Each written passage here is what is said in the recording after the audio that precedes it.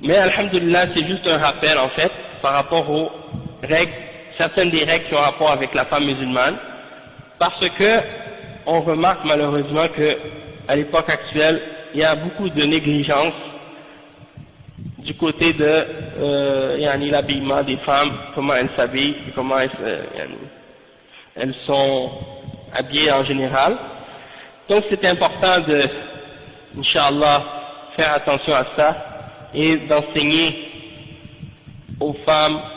à nos sœurs, à nos mères, à nos tantes, aux femmes de nos familles, à porter le hijab islamique. Et sur ce plan-là, il faut aussi se rappeler que des fois, il y a des gens qui ont des traditions et des cultures, puis il y en a qui disent « Ah, ça c'est la tradition des Arabes », ou « ça c'est les Arabes qui se voilent de cette manière-là, ou qui portent des vêtements de cette manière-là, nous on n'est pas des Arabes ». Il y a des choses qu'il faut comprendre, c'est que même dans la culture des Arabes, c'est pas tous les aspects de la culture qui ont été adoptés ou acceptés. Il y a plein de règles islamiques qui ont été révélées au prophète Mohammed sallallahu alayhi wa sallam, qui étaient contraires à la culture et à la tradition des Arabes à l'époque du prophète Mohammed sallallahu alayhi wa sallam. Le prophète Mohammed sallallahu alayhi wa sallam est venu changer beaucoup d'aspects de la culture arabe de son époque, en commençant par le shirk, en commençant par toutes sortes de croyances qui étaient contraires à la croyance des Arabes. Et c'est pour ça que son peuple l'ont combattu depuis le début. Et dans les tenues vestimentaires, et dans les règles alimentaires, et dans tous les autres aspects de la vie, et même dans la culture, dans tout, l'islam est venu opposer les traditions et les cultures de la population arabe qui était là à l'époque du prophète sallallahu alayhi wa sallam. Donc, le fait de prétendre ou de vouloir dire qu'on ne peut pas suivre ou appliquer les règles de l'islam parce que ce sont les cultures arabes, c'est un mensonge. Et c'est faux, puisque ces cultures-là et ces traditions-là, premièrement, c'est pas des cultures, c'est la religion d'Allah subhanahu wa ta'ala. Et c'est les règles que Allah subhanahu wa ta'ala a révélées dans son Coran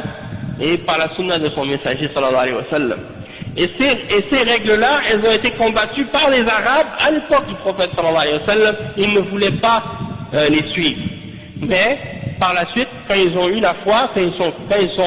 ils ont cru en Allah, ils ont accepté ces règles-là et ces principes-là, ils les ont respectés parce qu'ils ont été convaincus par les preuves et par les règles de l'islam. Et à la suite, ils ont vu que c'était des choses qui étaient bonnes pour eux et qui étaient bonnes pour la société. Donc ça, c'est des choses qui nous rappellent et qui nous font comprendre que peu importe d'où on vient, peu importe si tu viens d'Haïti, ou tu viens de l'Afrique, ou tu viens d'Asie, ou tu viens d'Europe, ou d'Amérique, et que tu acceptes l'islam, tu acceptes de dire la ilaha illallah, Muhammad Rasulullah, tu te soumets à Allah et à son messager et tu acceptes ce qui est dedans, sans discuter ou sans chercher des excuses ou des prétextes, que soit disant c'est pas notre culture ou c'est pas nos traditions ou des trucs de ce genre. L'islam, c'est quelque chose qui vient d'Allah subhanahu wa ta'ala, c'est pas quelque chose qui vient de la culture ou des traditions des hommes.